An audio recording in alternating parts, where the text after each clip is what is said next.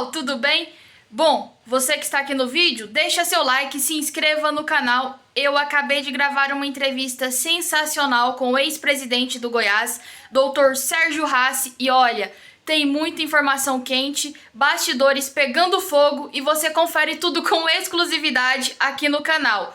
Deixa seu like, comenta o que achou da entrevista e, claro, compartilha com seus amigos, tá bom? Fica aí com a entrevista exclusiva com o Dr. Sérgio Hassi. Estamos aqui com o Dr. Sérgio Hassi, uma figura muito importante na história do Goiás. Doutor, muito obrigada por sua participação. Vamos falar um pouco sobre esse clube tão importante para a gente. Obrigado, Ana Lívia. É um prazer estar aqui conversando com você e as pessoas que irão nos assistir. Vamos direto ao ponto. Tem muita gente falando sobre esses bastidores do Goiás, a eleição para a presidência do Conselho Deliberativo vai acontecer em junho. O senhor tem pretensão de ser presidente do Conselho Deliberativo? Nós temos um grupo de oposição no Goiás, e quando eu falo oposição, é uma oposição no sentido de idealismos. Eu sempre bato nessa tecla. Nós não temos animosidade contra ninguém. Essas pessoas que estão hoje na situação são nossos amigos pessoais, mas nós temos uma divergência significativa em relação à maneira de gerir o clube. É um grupo hoje de cerca de 150 pessoas e essas pessoas estão imbuídas em terem uma nova alternativa de gestão no clube. E eu fui escolhido por todos para que encabeçasse essa chapa. Claro que nós teremos um obstáculo grande, porque o nosso estatuto reza que a chapa deve conter 250 sócios adimplentes. E hoje no Goiás nós temos apenas 420 sócios adimplentes, ou seja, isso inviabiliza a criação de duas chapas. Você fechando uma chapa com 250 membros, o que sobrar não dá para constituir uma outra chapa. É uma coisa um tanto quanto absurda, ao meu ver, não é? Não tem cabimento você ter num clube 420 sócios e 250 conselheiros. Geralmente, você tem um número de conselheiros em torno de 5% do número total de associados. E veja que no Goiás esse número hoje é maior do que 60%. Então, são essas incongruências que nós deveríamos corrigir, democratizando mais o clube e dando a chance ou a oportunidade de outras pessoas com outras ideias, com outros idealismos e com outros modos de gestão, pelo menos se manifestarem e aí, num processo democrático, se escolher aquele que seja mais conveniente ao clube. Entendi. E esse grupo de oposição, como o senhor citou, cerca de 150, quais são os pontos centrais que vocês enxergam que o Goiás precisa mudar para agora? Em primeiro lugar, a gestão tem que ser dirigida a pessoas que têm história no clube, não é? Ao contrário, hoje, onde o Goiás não tem mais aquela personificação de comando. O Goiás, na mudança de gestão, colocando CEO, colocando conselho de administração e outros cargos diretivos, ele perdeu a sua identidade. Se você for no Goiás hoje para conversar com alguém que assina as coisas do Goiás, que seja responsável direto pelas coisas do Goiás, você não encontra, porque essas pessoas não têm a devida representatividade. Tanto é que hoje o clube é gerido de uma maneira paralela por um conselheiro, que nem é CEO, nem pertence ao conselho de administração e muito menos ao conselho, não preside o conselho deliberativo. Então, existe aí um causuísmo, um sistema residual de um sistema feudal que ainda impera no Goiás. E essas pessoas que convivem ali acabam sendo amigos dessa pessoa mais influente e deixando o próprio conselho deliberativo muito fechado. A, aquela possibilidade de reformulação de nomes do Conselho Deliberativo fica impedida por essas questões. Então, você tem aí sócios abandonando o clube, vendendo seus títulos ou até deixando de pagar as suas mensalidades, porque os seus bônus são escassos. Ele jamais terá direito a um dia ser um conselheiro ou um presidente ou um diretor de alguma coisa, porque são sempre as mesmas cartas marcadas.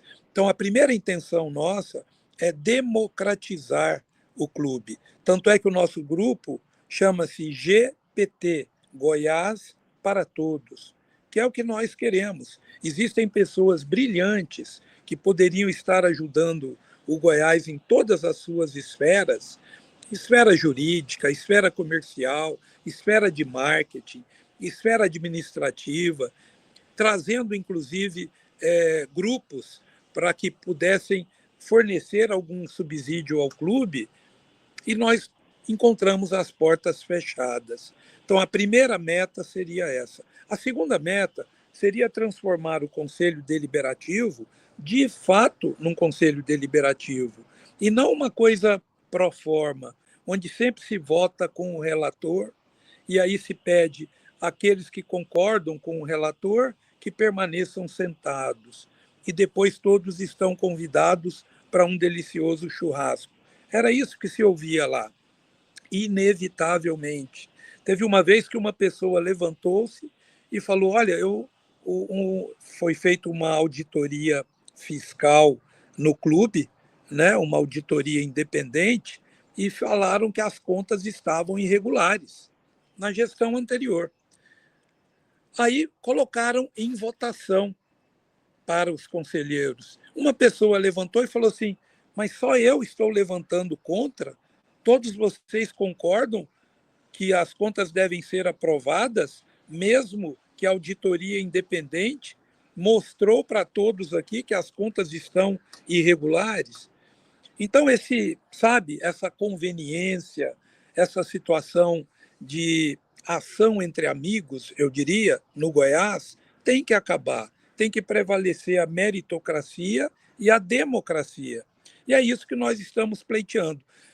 Eu não nego que vai ser muito difícil construirmos uma chapa com 250 nomes, uma vez que a outra chapa, com quase toda certeza, já deve estar constituída. Não é? Isso é uma maneira que esse grupo age, passando essas listas de assinaturas com bastante antecedência. E a maioria dessas pessoas estão envolvidas com quem colhe essas assinaturas em outras situações extra-Goiás. Então fica muito difícil, né, você buscar essas pessoas, mesmo com esse convencimento ou uma tentativa de convencimento tão claro como nós estamos dizendo. Duas perguntas em uma só, né, nessa mesma linha. O senhor acha que o novo estatuto favoreceu toda essa situação? E o senhor mesmo falou que é difícil mudar essa realidade. Mas é possível, enxergando a dificuldade que foi as últimas eleições e a própria aprovação desse novo estatuto? Exatamente. Nós teremos uma reunião hoje, é uma Assembleia Geral extraordinária, com o propósito de votar algumas alterações em alguns artigos, em alguns itens, da modificação do Estatuto que foi feita no ano passado, no final do ano passado. Foi um estatuto feito, ao meu ver, às pressas, e tudo aquilo que é feito às pressas tem mais risco de ter falhas. Eu acho interessante que se corrijam essas alterações.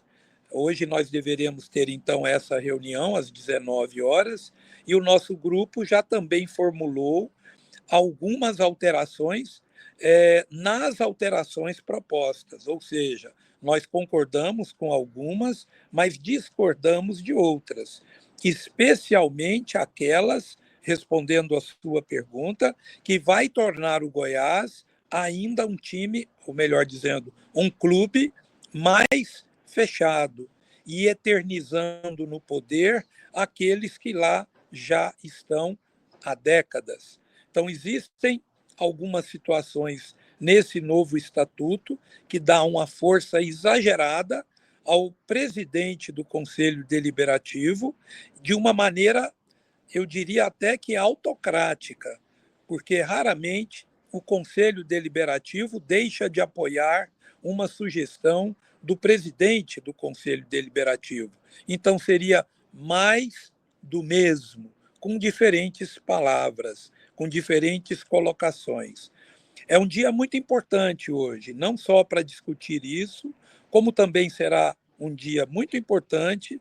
Nós estamos com a intenção também de convocarmos uma assembleia extraordinária com o propósito de que aqueles quase 300 ou mais até, acredito que 310 a 320 sócios proprietários que, desestimulados com o caminho que o clube estava tomando, simplesmente pararam de pagar suas mensalidades e, numa ação um tanto quanto precipitada, ao meu ver, tiveram seus títulos anulados, cancelados, por falta de pagamento em algumas mensalidades. Mas isso é ilegal. De acordo com o nosso departamento jurídico, você não pode cancelar um título sem aquela pessoa receber uma notificação específica sobre aquele possível cancelamento. Então, nós queremos, numa próxima Assembleia Extraordinária, dar direito a que essas pessoas quitem seus débitos e que o cancelamento do título que foi feito seja desfeito por não ter sido feita uma notificação prévia. Aí iremos voltar novamente aos 720, algo assim, mais ou menos 5, talvez, sócios proprietários. Aí teríamos condições, de fato, de termos duas chapas. Apesar de eu achar o número de conselheiros extremamente excessivo e o número de sócios proprietários excessivamente minoritário, né? Teria que ser um número maior. A proporcionalidade razoável seria acima de 10 para 1, ou seja, 10 sócios para um conselheiro. E isso está longe de acontecer. Isso no mínimo, né? Nós temos, por exemplo, vamos dar o exemplo do Fortaleza, que tem 40 mil sócios proprietários. E, salvo engano, algo em torno de 100 conselheiros. Então, no Goiás existe essa desproporcionalidade, não se criam títulos novos, são aqueles 700 e pouco e acabou. Não se dá voz para o sócio torcedor, né, que seria uma possibilidade de aumentar esse espírito democrático. Então, uma série de nuances que, infelizmente, perduram no Goiás e nós defendemos que haja uma modernização de gestão no clube. Doutor Sérgio Hassi, a sua gestão como presidente do clube ficou muito marcada pela parte financeira. O senhor conseguiu organizar bem o Goiás e até hoje é lembrado por todos por isso. E de forma rápida, eu entrei no portal da transparência do clube e encontrei alguns números. Em dezembro, dezembro de 2024, o Goiás fecha com um déficit de 9 milhões. Em janeiro, esse déficit é de 6 milhões. Em fevereiro, ele vai para 4. Ou seja, vem só perdendo caixa, perdendo ativo. Na sua opinião, o que está acontecendo e até que ponto o Goiás pode aguentar tanta perda? É um ponto muito interessante que você está tocando. E eu até agradeço a oportunidade de esclarecer algumas coisas. Na nossa gestão, nós pegamos o clube com 60 milhões negativos, 60 milhões de déficit. E depois deixamos o clube com 42 milhões de superávit. Com um detalhe, na gestão anterior à nossa, foram feitas as chamadas antecipações de receita, que é o início do caos econômico que um clube pode encontrar. Ou seja, aquilo que era para você receber no ano que vem, dos seus direitos de imagem, né, das televisões, das redes de TV, você antecipa. Então, aquele dinheiro que você ia receber no ano que vem, você já recebe antes. Em todos os meus anos, né, foram 4 anos, porque foram 2 mandatos, nos 2 primeiros anos, eu não tive receita nenhuma a receber, porque elas já tinham sido antecipadas. E a mesma coisa aconteceu na gestão passada do clube. Esse que você está falando do déficit de dezembro, a diretoria, na época, antecipou 80 milhões de reais da nova empresa que está responsável pelos direitos de imagem. Salvo engano, o nome dela é Liga, mas isso merece confirmação, porque são 2 empresas. Eu tenho a impressão que o Goiás está ligado a essa chamada Liga. Mas, enfim, o que interessa é que foi feita uma antecipação de 80 milhões para maquiar o balanço final do ano, onde o Goiás estaria muito negativo, e com essa maquiagem que foi feita, desculpe, está um barulho aqui, com essa maquiagem que foi feita, fechou-se o balanço do clube com um pseudo saldo positivo. Quer dizer, isso não é péssimo, né? Tanto do ponto de vista ético, quanto do ponto de vista financeiro para o clube. A atual gestão desse ano vai ter dificuldades, como as gestões futuras também. Eu diria para você, assim, resumidamente, o que o Goiás arrecada hoje, mensalmente, é algo em torno de 3 milhões. E ele está gastando 9 milhões. Então, como você bem exemplificou, o déficit mensal médio do Goiás hoje, déficit, é de 6 milhões. A cada mês, nós estamos nos endividando com 6 milhões de reais, contando dezembro, janeiro e fevereiro. E o que é pior, o que nós tivemos nesses 3 meses, ou 2, simplesmente o campeonato goiano, que nem conseguimos ir à final do mesmo. Imagine daqui para frente, se nós não tivermos incremento de receita, como que nós ficaremos com déficit ainda maior que 6 milhões de reais por mês? Porque o clube precisa urgentemente reforçar o seu plantel para que não façamos vexame nesse Campeonato Brasileiro de Série B, caso aspiremos subirmos à Série A, o que com esse time aí é praticamente impossível. O senhor matou a minha última pergunta. Eu iria te perguntar justamente isso, se o senhor acreditava em um acesso. Acreditar, eu acredito, como bom torcedor, né? Assisto todos os jogos do Goiás, confesso que não tenho ido muito aos estádios, mas assisto sempre pela televisão, mesmo quando viajando, eu continuo assistindo, né, pela internet e torcendo como um louco, como sempre fui pelo Goiás. Acreditar é uma coisa, agora, do ponto de vista de torcedor, né, eu espero que classifique, que suba para a Série A. Mas do ponto de vista racional, aí não dá para acreditar. Felizmente trouxemos um treinador que não deveria ter sido mandado embora como foi, e 3 meses depois você recontrata aquele treinador. O que o substituiu ficou aqui 3 meses com salário bem razoável e ainda numa cláusula contratual de rescisão. Ele e seus auxiliares embolsaram do Goiás. Quando eu digo embolsaram, dentro da lei, né? Porque quem fez esse contrato também, eu acho que só prestigiou a equipe do treinador e não o Goiás. E levaram 1.400.000 reais do Goiás, numa multa rescisória que nem deveria ocorrer caso tivéssemos mantido o Mancini, que era o mais óbvio, né?